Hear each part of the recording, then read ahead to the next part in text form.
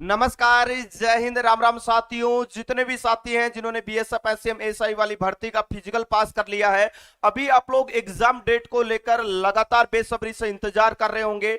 लगातार इस प्रकार के कोरिजेंडम आप लोगों को देखने को मिल रहे हैं, जिसकी वजह से बहुत सारे बच्चे काफी कंफ्यूज हो रहे हैं। अभी बहुत सारे बच्चों के कमेंट आ रहे हैं कि क्या बीएसएफ एसएम एसआई का क्या सिलेबस में बदलाव हो चुका है, क्या सिलेबस चेंज हो चुका है। अभी तक बहुत सारे बच्चे जो चीजें पढ़ रहे थे, क्या वो चीजें एग्जाम में अब नहीं आएगी, क्योंकि अभी भी फिर से एक बार नया टेंडर है वो बीएसएफ की तरफ से जारी किया गया है। मतलब आपका एग्जाम कंडक्ट करवाने वाली एजेंसी के चुनाव के लिए एक नया का नया गाइडलाइन है वो बीएसएफ की तरफ से जारी किया गया है। इसके बाद में बहुत सारे बच्चों के व्हाट्सएप पर मैसेज आ रहे थे, बहुत सारे बच्चों के यूट्यूब पर मैसेज आ रहे थे कि क्या नया सिलेबस यहां पर रहने वाला है, क्या बदलाव यहां पर बीएसएफ की तरफ से किया जा रहा है। मैं इस वीडियो में वो सारी चीजें आपको बताऊंगा ताकि वो सारी चीजें साफ हो जाए और भाई इससे जुड़ा हुआ कोई भी डाउट आप लोगों का न रहे, क्योंकि इस वैकेंसी में जो बच्चा मेहनत कर रहा है शुरू से, वो बच्चा इस भर्ती में फाइनल सिलेक्शन लेगा। हो सकता है थोड़ा सा समय लग सकता है, थोड़ी सी देरी लग सकती है, लेकिन ये देरी आपके सिलेक्शन के लिए काफी महत्वपूर्ण है, क्योंकि अभी जो आपको समय मिल रहा है और इस समय में आप अगर सही तरीके से यूटिलाइज करके आप तैयारी कर रहे हैं तो भाई आपका सिलेक्शन होना बहुत ज्यादा जरूरी है। क्योंकि इस भर्ती में बहुत सारे बच्चे हैं जिन्होंने फिजिकल तो पास कर रखा है, लेकिन जैसे ही नई वैकेंसी आई उन्होंने बीएसएफ एसएम एसआई वाली भर्ती को छोड़ दिया, दूसरी वैकेंसी की तैयारी में लगे।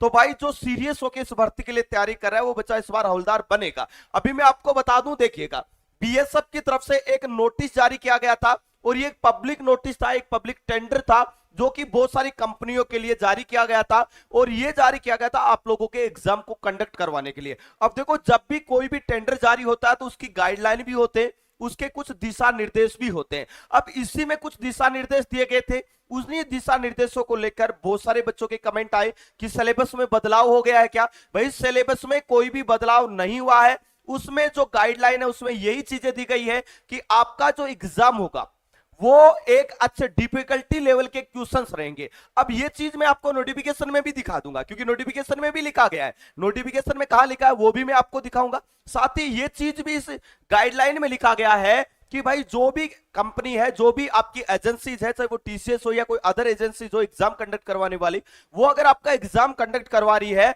और आपका एग्जाम एक से ज्यादा शिफ्ट में हो रहा है तो उन कंपनीज को ध्यान रखना है कि क्वेश्चन रिपीट ना हो। भाई जाहिर सी बात है, अगर फर्स्ट पारी और थर्ड पारी में एग्जाम हो रहा है तो उनमें क्वेश्चन रिपीट नहीं होने चाहिए। रिपीटेशन को लेकर भी इस नोटिस में ये चीजें मेंशन की गई है। तो सिलेबस में कोई बदलाव नहीं किया गया। मैं अभी आपको दिखा दूं, ये नोटिस देख सकते हैं, इस नोटिफिकेशन में साफ साफ लिखा गया है कि computer based test CBT 2 phase. अगर मैं बात करता हूं तो जब भी कोई भी बदलाव होता है तो उसको लेकर ऑफिशियली तरीके से बीएसएफ नोटिस जारी करती है, लेकिन अब किसी भी प्रकार का बदलाव आपके सिलेबस में नहीं होगा। यह चीज आपको ध्यान रखनी है। सिलेबस आपका वही दिया गया है।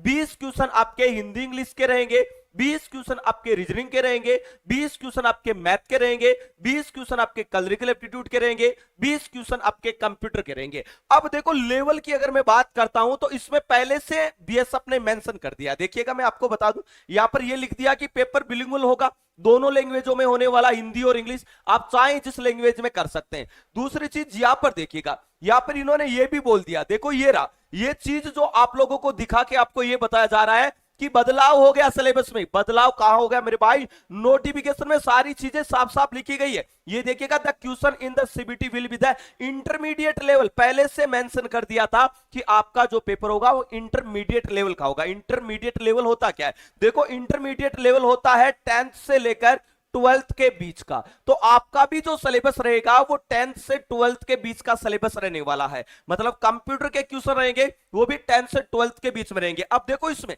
10th के लेवल के क्वेश्चन आएंगे वो इजी रहेंगे, 11th के क्वेश्चन आएंगे वो मॉडरेट रहेंगे, 12th लेवल के क्वेश्चन आएंगे वो थोड़ा सा डिफिकल्ट क्वेश्चन रहेगा। इन तीनों चीजों को मिलाकर आपका पेपर है वो तैयार किया जाएगा। तो सिलेबस में कोई बदलाव नहीं किया गया है और ये गाइडलाइन तो जारी करेगा ही नहीं, तो कंपनी अपने हिसाब से पेपर बनाएगी।